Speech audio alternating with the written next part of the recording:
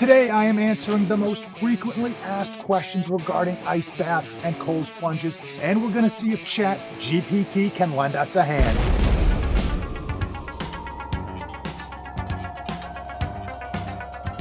The No Fate channel, checking in. Jonathan here, and after over 6 weeks off from ice baths due to the extreme heat out here, I'm finally bringing it back into the fold, and I'm going to be answering your most frequently asked questions regarding ice baths, cold plunges, and cold exposure. The most frequently asked question: why bother taking an ice bath? And ChatGPT says that ice baths are commonly used for muscle recovery after intense exercise, reducing muscle soreness, and potentially improving overall health. And that is both right and wrong. I think a lot of people gravitate towards taking ice baths because they think it's going to help improve their muscle recovery. And unfortunately, studies have shown continuously that icing down an injury or ice baths really have no overall impact, both negative or positive. In fact, you don't want to jump right into an ice bath immediately following a hard training session,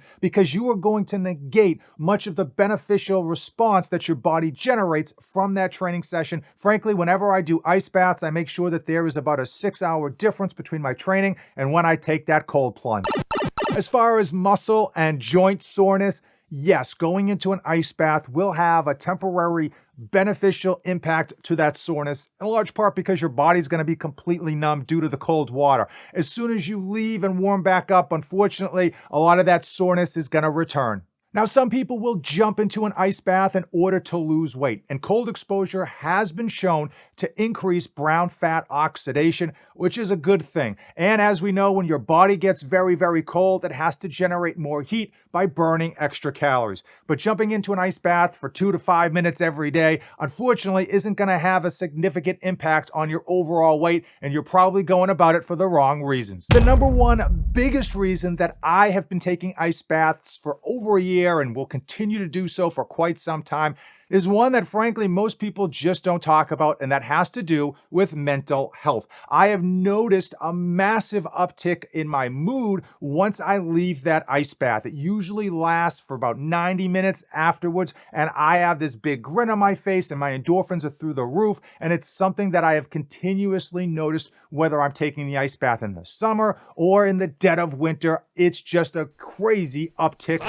How cold should the water be in your ice bath? Well, ChatGPT says the temperature of the water in an ice bath is usually between 50 and 59 degrees Fahrenheit. Some variations may be colder, but it's essential to avoid extreme temperature to prevent cold-related injuries. Now, me personally, I prefer the temperature to be between 45 and 50 degrees Fahrenheit. That's just cold enough to make it brisk, but not make me absolutely frigid and shiver and make me have to jump out immediately. I will say everyone's going to have their preference. You need to find yours. Most people think it needs to actually be colder than it really does to get the benefits. In reality, when it gets extremely cold, like during the wintertime and you're breaking up those ice chunks, you do need to limit how long you stay in there, because if you stay in too long, you will have cold injuries. Your body's just not meant to be in water that's close to freezing.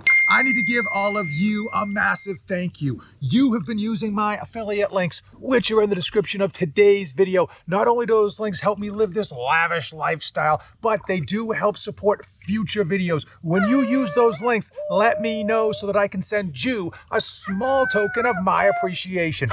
How long should I stay in an ice bath? And unfortunately, ChatGPT, non-committal. I will say that for me, I've looked at a lot of the studies and they have shown that the benefits happen at that 10-minute mark. And that's not all in one sitting. That's 10 minutes over the course of a week. So you do want to split up that 10 minutes. Now, me personally, I will stay in about 2 to 3 minutes at a go, and I will hop into this thing about 4 to 5 times a week. Now, when it's the winter time, unfortunately, I will pop in probably once a day, but I only stay in between 60 and 90 seconds because that water is so close to freezing.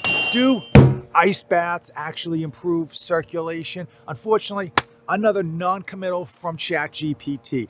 I will tell you in the short term, no. When you actually get in here, your blood vessels are going to constrict and it's actually going to hinder your circulation. But once you get out, your body's going to start to warm up and your blood vessels will expand, increasing your circulation.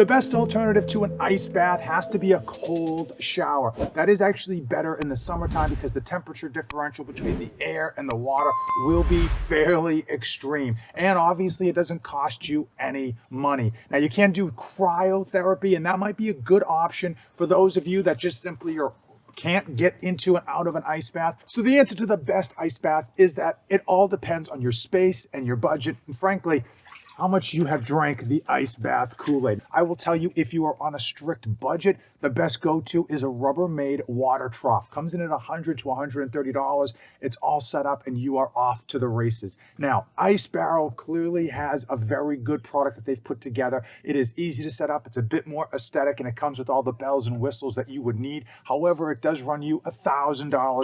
It's not exactly insulated. They have put out a new insulated version. I haven't had a chance to review that one yet, but that one is also at $1,000. Now, if you do love ice baths and you have the space, I would recommend actually getting a freezer. You can buy an industrial freezer for $800 to $1,000, and that is insulated and it will keep your water cold. Now, if you've got the money and you've got the intention, you can actually get a cold plunge. That thing is an absolute unit, and that actually comes with a chiller, so that's going to keep that water flowing and it's going to keep it cold all the time. But it's going to run you between like $5,000 and $10,000, and that is an extreme commitment to the ice bath.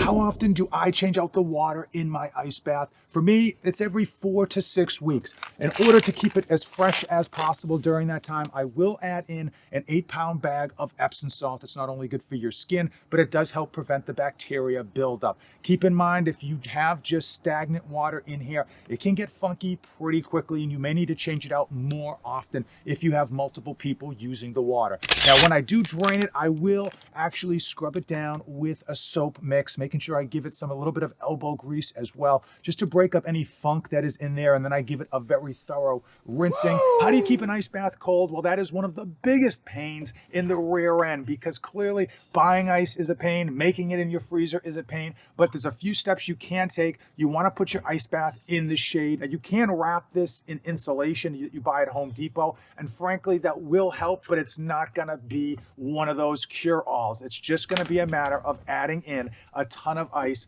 on any given hot day. Now, if you do want to pony up the money, you can actually buy a chiller. That is quite expensive, but you connect it to your ice bath, and what that does is circulate the water and keep it cold all the time. Now, again, you're going to have to not only pay for the chiller, but the electricity to run it. The biggest issue is going to definitely be in the summertime, when it's going to be very hard to keep your ice bath cold. In that situation, you're going to have to add in a lot of ice, and frankly, it might just be a bit easier to drain the water and fill it up with colder water from the tap, and then add the ice in as well. Here's a question that ChatGPT didn't know anything about. How do you get the ice, and how much do you need? And the answer simply is that the quickest way is to just buy it. Usually in the spring and fall, 20 to 30 pounds is perfect to bring that temperature down to where I like it. In the summertime, it's 45 pounds to even 60 pounds minimum to make a dent in that scorching water. I will say, thankfully, in the wintertime, you don't need any ice. You're probably just going to need an ice pick to break up the chunks so you can actually get in. Now, you can make this ice at home in your freezer. I will say, in your typical freezer, you can make 20 pounds of ice fairly easily during a given day, but you are going to take up a lot of shelf space. You can get a standalone freezer like I have, and that will generate between 30 and 40 pounds of ice if you fill up all of the shelves perfectly. I will say that's a lot more work than people realize. All right, the big man wanted to give it a go. Let's see how he likes the ice bath. If he goes into the ice bath and puts his head under, here's what we'll do. I'll get you every flavor of Mr. Beast bar that we can find at Target. How's that sound? All right. Here we go. That was the quickest ice bath in the history of ice baths.